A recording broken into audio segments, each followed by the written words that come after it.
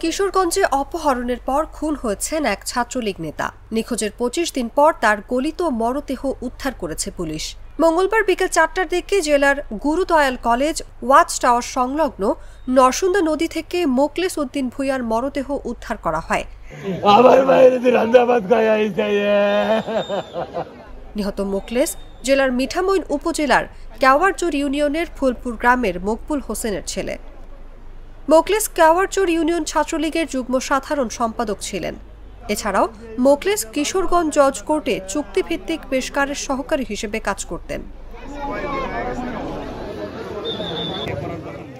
নিহতের পরিবার সূত্রে জানা গেছে, গত ২৯শে মার্চ রাত আনুমানিক ৯টার দিকে শহরের হারুয়া বৌবাজার এলাকা থেকে মোকলেসুর নিখোঁজ হন।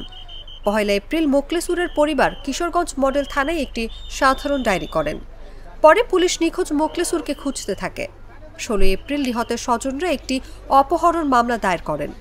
মামলার পর থেকে টানা ৬ দিন অভিযান চালিয়ে ঘটনায় জড়িত এক আসামিকে গ্রেফতার করে পুলিশ। ১৬ তারিখের পর থেকে টানা ৬ দিন অভিযান চালিয়ে একজনকে গ্রেপ্তার করা হয়, যিনি এই মামলার আসামি।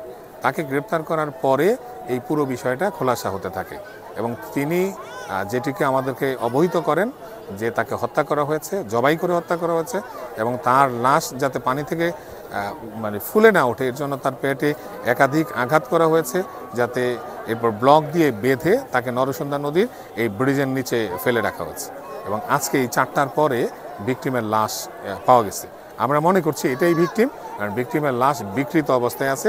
২০-২২ দিনের ঘটনা, যে কারণে আমরা এর ডিএনএ প্রোফাইল রাখার জন্য যখন পোস্টমর্টেম করতে পাঠাবো তখন এর ব্যবস্থা নিব। পুরো প্রক্রিয়াটা আমাদের কাছে মনে হয়েছে এক বা একাধিক লোক অংশগ্রহণ করেছে। এই একাধিক কয়জন, এটা উনি আমাদের কিছু ধারণা দিয়েছেন।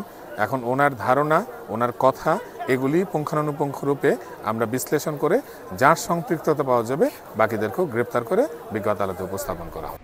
এ বিষয়ে কিশোরগঞ্জ জেলা ছাত্রলীগের সভাপতি আনোয়ার হোসেন মোল্লা সুমন জানান, নিহত মোকলেস উদ্দিন মিঠামইন উপজেলার কেওয়ারচর ইউনিয়নের যুগ্ম সাধারণ সম্পাদক হিসেবে নিবেদিত একজন কর্মী ছিলেন। সুষ্ঠু তদন্ত সাপেক্ষে এই হত্যাকাণ্ডে জড়িত সকলকে দ্রুত বিচারের আওতায় এনে দৃষ্টান্তমূলক শাস্তির দাবি করছে। একজন ছাত্রলীগ নেতার এমন মৃত্যু আমাদের ব্যথিত করেছে।